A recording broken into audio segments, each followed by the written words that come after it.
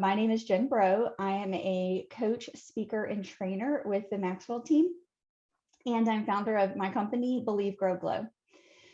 So I have always been a goal setter, goal achiever. People have always known, oh, if Jenn says she's going to do something, she's going to do it. She's going to get it done.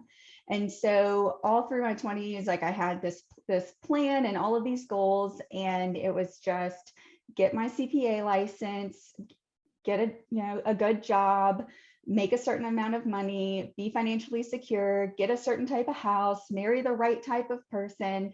And at 29, I found myself having achieved every goal that I had set out for my life that I thought, would make for a successful life, except for becoming a mom. And so that was the next task that I took on with a vengeance. And of course, like very type A, I learned everything I could about pregnancy, and I set about making health goals to prepare myself and my body for a healthy pregnancy and being a healthy mom. But at 29, when I got pregnant for the first time, it became an emergency situation with the pregnancy. It was ectopic, and it almost cost me my life. Over the next 12 months, I had 2 more pregnancies that also resulted in losses. And at the end of that, at 30, I kind of sat and had to stop, was told by my doctors that I couldn't proceed with trying to conceive at that time. And I'd never been in this position of having to stop and reflect and really look at, these were the goals that I had set for myself. This is the life that I'm living. Am I really satisfied with that? Is it bringing me happiness and fulfillment? And when I took the time to sit down and look at that, I found that unfortunately the answer was no. And so today I want to talk to you about how we set the goals we set, why we set them, what we can do to ask ourselves to evaluate our goals so that we're actually setting and striving for goals that are going to bring us that purpose and life satisfaction and fulfillment. And this started for me when I found out that the answer to that question was no. I took a deep dive into personal development, and I started reading books and attending seminars, courses, everything that I could to try to change my life and find out how I would be able to make the answer to that question yes. And ultimately that journey resulted in a complete life transformation, because I found that the way that I was living my life was very different from the way that I authentically wanted to be living my life, which was causing that feeling of discontentment and a lot of the depression and anxiety that I had dealt with for many, many years. So, so I was a CPA for 11 years and worked my way up into leadership and had a very successful career. But after everything that changed, I really had this pull and passion to share my experience and these tools with other people, especially women, so that they can live more purposeful and fulfilling lives.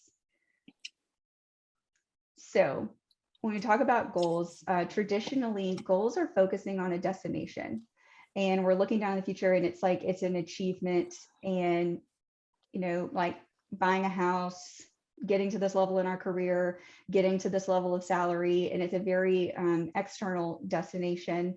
It's seasonal and time focused. It challenges you, but it stops when the goal is reached. And so what we really want to transition to are growth goals. These focus on the journey and their lifelong goals. It's about who you want to be and how you want to feel every day. And so you may have milestones and achievements that you accomplish over, these goals, but they don't just end. And so I'll give you an example. A goal that was important to me after everything was preparing for pregnancy. I had gotten into the best shape of my life physically with my physical health, and I wanted to continue on that journey. I wanted to be a person who prioritized my physical health.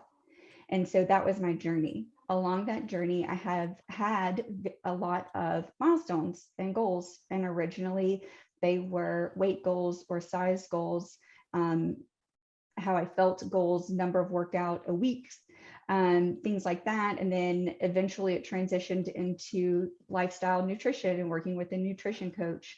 Over time, that grew into wanting to become a bodybuilding competitor. And so I did my first 2 shows last year, and I continue on my health and fitness journey. I continue to do bodybuilding and continue to eat nutrition, and I hope to compete again in the future. And if not in NPC, then potentially in powerlifting or some other competitive fitness sport. But it's just, that's kind of the difference between, having a weight loss goal that just ends one day, and then having a fitness lifestyle goal. So something I want to highlight here, it's your potential is a constant journey of discovery, growth, and insight. And your milestones and goals are going to evolve as you evolve and grow and your capacity expands. And so the question is, do you know what you need to improve right now? And for this, personal awareness is key. And I have here a journaling prompt that is a great exercise for figuring out what it is you want to improve. And that's imagining your ideal self and the habits that they embody and how they feel about themselves. And we're going to talk about habits in 2 weeks in our next session. And so once you know what you want to improve, do you know how to do that? And so to grow, most people need knowledge, experience, and coaching. And this is also with self-awareness, learning about your personality and what motivates you, and getting started with the small stuff, be patient and value the process. A lot of that's going to come into play when we talk about habits. And then, do you know why you want to improve? And we're going to get into knowing your why is a really great driver in your goals. And then, do you know when you're supposed to improve? And this is kind of a trick question, because the answer is today, right now, immediately. What are you waiting for? Right? So I've come up with, I told you guys in the comment today, I've come up with this kind of different definition for SMART goals. And this is, it's based much more around growth and awareness and living your goals in alignment with your values and authenticity. And so the S in my SMART goals stands for sense. So when you're thinking about a goal, you want to ask yourself, does this goal, action, or decision make sense in the scope of my long-term vision for my life? And how does it align with my values? And so having a long-term growth plan is very important, and knowing your values when it comes to decision making. It's, if you know your values, decision making becomes much easier, because then your question is, does this align with my values? Yes or no? And then you know how to proceed. The M is for meaningful. And so, do you have a strong why behind the goal? And your why is what's going to keep you going, working on this goal when it gets difficult. Because if you don't have a really strong reason and motivation behind your goal, then when a roadblock comes up, you might be like, oh, well, was it that important anyway? And you might talk yourself out of getting up at 5 a.m. to go to the gym, even though that's the only time you'll be able to make it that day. And so, what emotions do I feel when I visualize living out or completing this goal? A lot of goals are external, and this is where we want to bring it internal and talk about the emotional tie, because we are emotional creatures. And a lot of times we believe we're making decisions based on logic, but psychology shows us that that logic actually traces back to an emotional reaction, and then your brain catches up. So, authentic. What identity aligns with this goal? And does this feel authentic to the identity that I want to have? Or is it a should goal? So this is kind of what I was talking about earlier with goals that we set that are kind of external, and the question of like, where do they come from? Is this really what I wanted for my life? Or is this something that my parents told me I should want, or something that society tells me that I should want? And is it something that I think is the right thing to do? Because sometimes we logically tell ourselves that something is the right thing to do for external reasons, but we know in our core that it doesn't feel right. And I mean, how many times have you done something and then much later you regret it? And I see some nodding, you regret it and you go, I knew better. I felt it and I ignored it. And so we really want to use this gut test because human intuition is magical. It is rapid firing all of this knowledge that you know on a subconscious level that is telling you what is really going to be right for you versus what you are telling yourself is the right thing to do. And so the R is for ready. Am I ready to commit to start taking action on this goal today? And if not, what do I feel is standing in my way? And so a lot of times this comes into play with the next thing that we're going to talk about, which is I really want to do it, but I don't have time. And if we're really honest, we have time. We just don't want to trade that time from what we're currently allocating it to this harder pursuit, even though we know it's what's best for our long-term happiness. Humans, and especially in today's digital age, we are used to immediate satisfaction, and it's hard to delay immediate gratification for long-term satisfaction. And so when you're evaluating your goals, get really honest with yourself about the trade-offs, because if you can acknowledge them and accept them ahead of time, it will make it much easier to stick with your actions long-term. So I have some questions here. What will I have to change or give up to achieve this goal? What time will I have to reallocate? What experiences will I have to miss out on? And how much would it cost? And I'm talking monetarily. What will I have to not spend money on in order to spend money on this?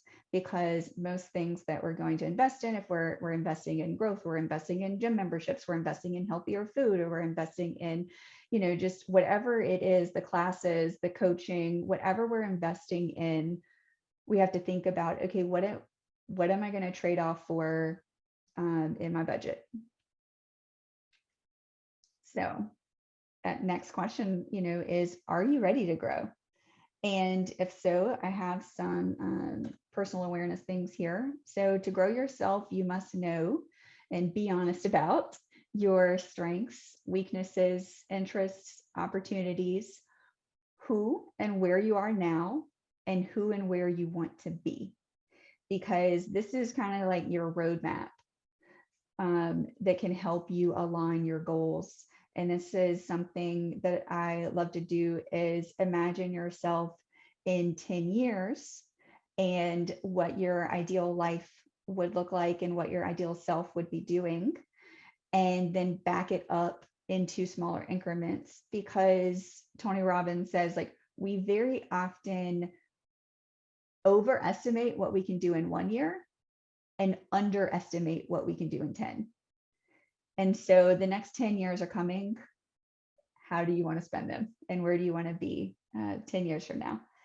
And so I also wanted to talk about some areas for intentional decisions and growth that maybe we have so on autopilot that we're not really thinking about them on a daily basis. And so every day we are listening to music and consuming content. We have a running internal dialogue, and sometimes we're not aware of it. And becoming aware of it and changing it can have a huge impact on our life and our ability to achieve the things that we want to go after.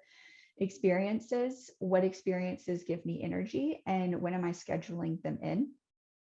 Friends, who encourages me? Am I spending time around people who are growth minded and going after what they want and encouraging me to do the same? Or am I spending time around people who are energy depleting, who are just okay with the status quo, and who maybe even criticize me when I tell them I want more for my life? Recreation, what activities give me energy. Soul, what spiritual exercises strengthen me.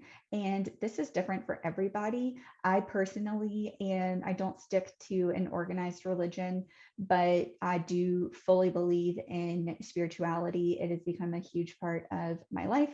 And so soul, whether that is you praying to God or the universe or source, spirit, whatever you call it, or is positive affirmations, whatever it is, I've found it to have a huge impact in my life, and a lot of research backs up the importance of having some sort of spiritual practice in your life for overall satisfaction and happiness. And hopes, what dreams inspire me. Sometimes we stop dreaming and we just kind of get stuck in the day to day. And so maybe like set some time aside with a journal and really think about what's maybe a dream that you had that used to give you a lot of excitement and energy, and somewhere along the way you lost track of it or you stopped working on it, and how might you reincorporate that into your life. Home, what family members care for me. Books, what have I read that changed me? And this one is I can't even over stress in any way the way that the books I've read over the last couple of years have impacted me and changed my life. And I have a whole page on my website if you're looking for a personal development book to read.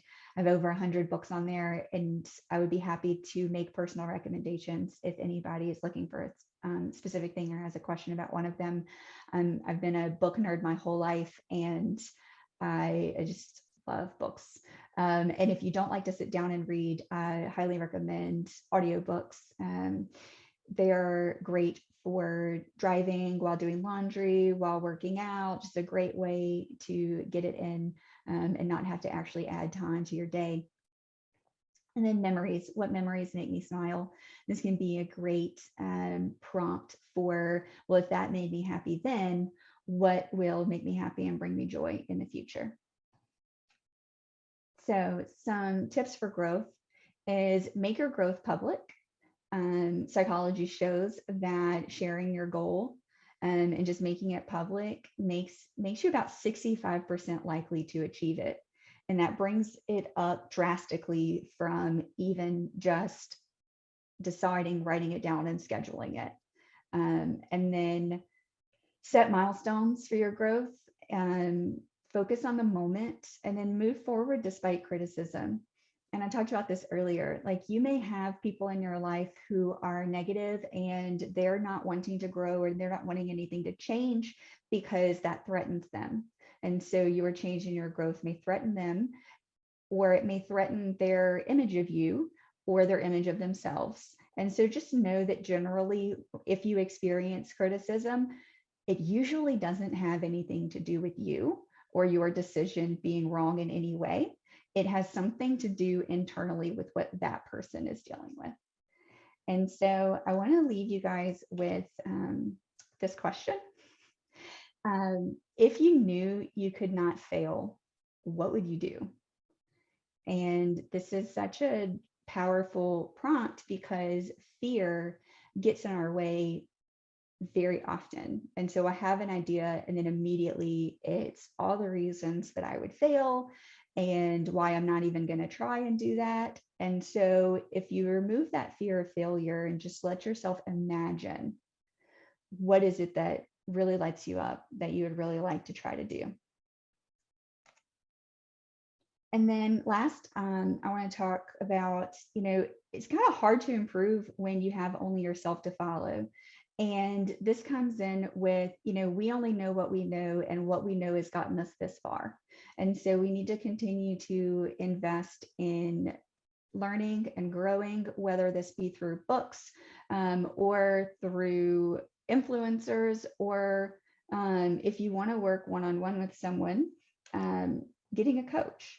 And so your coach is there to care for you through the process, observe your attitudes, behaviors, and performance, align you with your strengths for peak performance, communicate and give feedback about performance, hold you accountable, and help you improve your life and performance. Hi, everybody. I hope you enjoyed this presentation on how to set SMART growth goals, the questions that really make a difference when you're setting life goals. Please subscribe to the channel if you want to get notified when new videos come out. I will be uploading a presentation on habits soon. And if you would like to get in touch with me on other social media, you can find me on Instagram and Facebook at Believe Grow Glow. I'd love to hear your takeaways in the comments. Thanks.